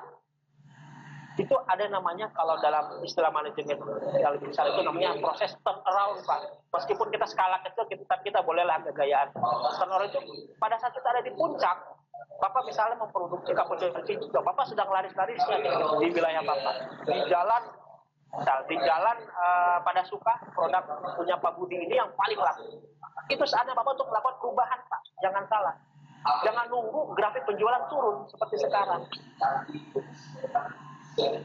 Pada saat grafik Bapak menanjak, di situ harus berpikir, saya harus apa lagi besok? Gak bisa gini-gini. Sehingga kompetitor akhirnya akan berbaris rapi di belakang Bapak jadi pengekor. Begitu inovasi Bapak lebih duluan, yang lain akan ikut. Begitu Bapak memilih menunggu orang lain inovasi, baru Bapak akhirnya Bapak mengikut mereka. Itu sedikit yang saya sedikit pernah baca dan pahami. Silakan Kang. Baik, mudah-mudahan jelas ya Pak ya jawabannya dari Kang Bambang tadi. Baik, kita punya waktu 15 menit lagi, kemudian ada 2 pertanyaan, ini mudah-mudahan cukup 15 menit ya. Pak Darum, silakan Pak Darum, jika ada pertanyaan Pak. Assalamualaikum warahmatullahi wabarakatuh.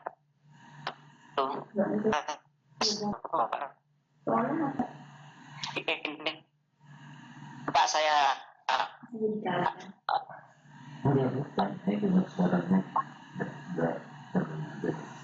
agak terputus Pak Darum, mungkin bisa yang kita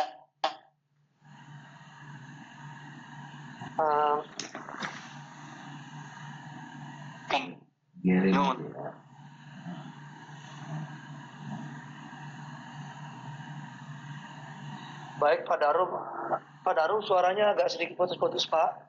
Mungkin pertanyaannya bisa melalui chat, nanti saya akan sampaikan begitu Pak ya. Mulai bisnisnya ini Pak, maksudnya bisnis apa begitu. Bisa diulangi kembali Pak Darum, putus-putus Pak dari tadi pertanyaannya. Mungkin ada seberapa. Oke, makasih Pak. Gitu aja. Pak Darum bisa diulang pertanyaannya Pak? Iya, terima kasih Pak waktunya Pak. Selamat sore. Ini mungkin saya mau bertanya tentang langkah awal untuk memulai bisnis tadi, tentang apa yang akan kita mungkin bisnis apa begitu, mungkin kita sering bingung Pak untuk memulai bisnis tadi Pak. Terima kasih. Sudah saya sampaikan dan experience Bapak sendiri. Yang lebih gampang itu adalah sebelum kita menyengaja, saya mau pengen bisnis nih, apa ya. Kadang itu belum tentu berasal dari suatu ide yang benar-benar Bapak anggap brilian. Itu hanya karena kebutuhan. Atau hanya kalau misalnya Bapak sedang mengkonsumsi produk cappuccino nyeruput di pinggir minimarket, kok gini ya? Rata-rata yang jual cappuccino kok rasanya sepet gini, kan tidak enak. Misalnya, menurut Bapak. Lalu Bapak tertarik untuk saya ingin mengembangkan cappuccino yang rasanya seperti itu. Nah, itulah ide itu akan datang. Nah, seberapa kuat ide itu akan dilihat sekarang. Apakah memproduksi suplainya yang tadinya hanya dari gula merah biasa, apakah akan dengan gula aren yang dari Garut yang bagus atau dari mana? Atau bagaimana hasilnya seperti apa? Wah, ternyata masih bisa-bisa aja itu Bapak harus kembali ke awal. Apakah ini cappuccino cincau? Jadi Bapak bisa coba menjalankan secara sederhana ya. Yang saya sampaikan ini bisa jadi terlalu textbook. Tolong kalaupun berniat untuk mengimplementasikan itu tolong diperluas sesuai dengan situasi kondisi Bapak. Dan begitu Kang. Baik, jelas ya Pak Darum. Terima kasih. Iya, terima kasih Pak Darum. Berikutnya dari Mas Heru, silakan Mas Heru. Silakan. Halo. Silakan Mas Heru. Ya, terima kasih. Sudah dengar suara saya, Pak? Jelas sekali, Pak. Silakan, Mas. Oh iya, saya mau tanya, saya itu ada ide usaha mau membeli makanan ringan dari produsen gitu. Ya. Kemudian dengan kemasan yang baru, mungkin bikin merek yang baru. Itu kira-kira saya harus mulai dari mana ya? Contohnya kayak sejenis keripik gitu ya, atau basreng gitu. Mungkin itu pertanyaan dari saya. Terima kasih, Pak.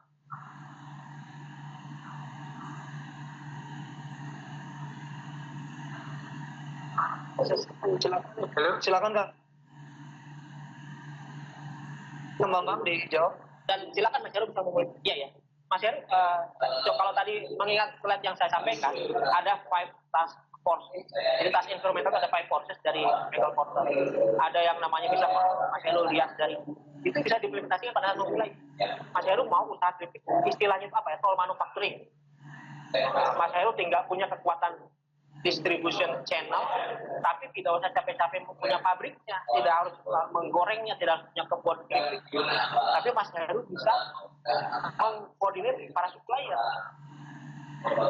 Yang paling umum Mas Heru bisa lihat dari peluang pasar, bahwa keripik yang disediakan pasaran seperti apa.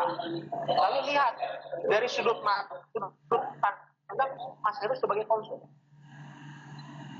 Mas Heru suka keripik tidak selama ini? Kalau suka, bagaimana keripik umumnya dijual di pasaran? Apa faktor apa atau atribut apa yang tidak bisa dipenuhi? Ada nggak permintaan yang benar-benar didambakan oleh pasar, namun tidak bisa dipenuhi supplier? Mas Heru kan tinggal menseleksi supplier. Mas Heru create produk, saya perlu keripik yang saya sendiri. Lalu Mas Heru hubungi para supplier, bisa nggak memenuhi dengan spek itu? Kalau Mas Heru hanya sebatas, wah ada nih di kampung saya ibu-ibu produksi keripik, langsung coba-coba, bisa saja Mas. Namun di situ nanti Mas Heru dari segi persaingan beda-beda saja. Akan bertempur, nanti baru akan ketemu. Dengan berjalan kita akan ketemu. Aduh, saya lemah di sektor. Saran saya sebaiknya Mas Heru teliti dulu produk kompetitor seperti apa kelemahannya, lalu apa yang bisa diisi oleh Mas Heru. Kalaupun juga produk Mas Heru ini biasa-biasa saja, jangan khawatir. Mas Heru bisa isi kreativitas lain, misalnya packaging yang lebih menarik, harga yang lebih murah. Itu atribut bisa dimainkan. Atau saya tidak akan menyerang di segmen pasar yang sama lah. Udah terlalu sempit. Saya coba masuk ke hotel-hotel. Saya ingin ngejar margin lebih tinggi. Meskipun kapasitasnya tidak terlalu besar, saya masuk ke restoran-restoran yang kelas elit atau apa. Atau saya coba channel distribusi yang berbeda. Saya masuk ke kantin-kantin koperasi. Nah itu bisa diulik berbagai hal sesuai. Baik, terima kasih Kang Bambang untuk jawabannya. Mas Heru, mudah-mudahan cukup. Bisa nanya sedikit? Waktunya sampai Mas Heru mungkin nanti bisa jawab aja ya. Mohon maaf. Oh iya, makasih. Baik, terima kasih. Nanti bisa langsung kontak dengan Kang Bambang. Kemudian ini ada pertanyaan terakhir dari, karena kita sudah 2 menit lagi nih sebelum waktu berakhir, dari Puyung dari sebelumnya. Apakah dengan memilih segmen yang tidak menjadi bumerang ya ke depannya? Itu pertanyaannya Kang Bambang. Mana ya? Jadi tadi kan Kang Bambang memilih segmen pasar yang iya. Apakah itu tidak akan menjadi bumerang ke depannya gitu? Justru itu yang saya pertimbangkan. Justru itu saya pertimbangkan bahwa saya nggak mau konyol ini bahasanya. Saya sadari bahwa saya sedang dalam metamorfosis, dalam proses penyempurnaan. Tapi saya tidak punya waktu menunggu lama-lama untuk tunggu proses sempurna. Yang saya akali adalah saya harus masuk ke wilayah pasar yang aman buat produk saya dan bisa diterima. Yang saya lakukan pertama apa? Yang saya tahu itu masalah keamanan pangan, masalah halal, masalah jaminan paten merek dulu saya urus itu untuk kepentingan tertentu. Lalu saya pilih pasar. Saya belum punya tenaga ahli untuk gizi cita rasa. Saya belum mampu membayar seorang grader untuk produk kopi saya. Saya masih mengandalkan lidah awam saya dan istri dan keluarga dan teman-teman. Nah, sehingga saya hanya bermain di pasar yang aman dulu, yaitu pasar yang piramida paling bawah, peminum kopi. Saya hanya menjaga konsistensi rasa sumber pasokan yang bagus. Meskipun secara jujur saya akui bahwa saat ini saya berani bersaing, gitu ya. Saya selalu keliling di pameran rasa. Dari rasa saya dengan produksi sederhana ini, saya berani bersaing. Namun saya tidak mau gegabah masuk ke level pecinta kopi, penikmat kopi yang benar-benar etik kopi, tanpa menyampaikan atribut. Saya tidak punya sertifikat specialty coffee American Association. Saya tidak punya nilai specialty hasil uji cita rasa mana. Saya harus bayar setiap 1 kali. Saya tidak bisa mencantumkan nilai scoring. Nah, saya tidak mau coba-coba masuk ke pasar yang lebih spesifik. Pasar yang bawah, peminum kopi tidak membutuhkan atributif. Asal dia rasa harga masuk, rasa lebih enak dari kopi pesaing, jadilah sudah dia akan melakukan titik bayi. Itulah, itu yang saya pertimbangkan agar tidak jadi bumerang ke depan. Udah capek saya membangun merek atau apa, tahu-tahu muncul testimoni negatif, muncul penolakan dari pasar, dan ini bisa jadi viral di era informasi. Silakan. Baik. Terima kasih Kang Bambang atas jawabannya. Syukur alhamdulillah kita sudah di akhir acara ini ya. Terima kasih untuk Kang Bambang sebagai pembicara malam ini yang sudah meluangkan waktunya. Terima kasih juga untuk semua peserta yang sudah hadir malam ini dan bertanya. Luar biasa, animonya tinggi sekali, pertanyaannya juga masih banyak ya sebenarnya kalau mau dilanjutkan gitu ya. Jadi nanti saya sudah share di chat ya nomor kontak Kang Bambang untuk jika ada pertanyaan silakan ditanyakan langsung kepada beliau. Kemudian video ini juga, webinar ini akan kami rekam, sudah kami rekam ya, dan akan kami share nanti di YouTube channel kami. Silakan ditonton, kemudian jika masih ada yang ingin disimak atau misalkan tadi ketinggalan mengikuti presentasinya. Baik, terima kasih, kita akhiri webinar malam ini. Mudah-mudahan kita berjumpa lagi di webinar selanjutnya. Terima kasih. Selamat malam atau sore semuanya. Sama-sama ya buat nonton. Iya, terima kasih. Ya, assalamualaikum. Terima kasih Kang Bambang. Sama-sama. Terima kasih semuanya. Baik.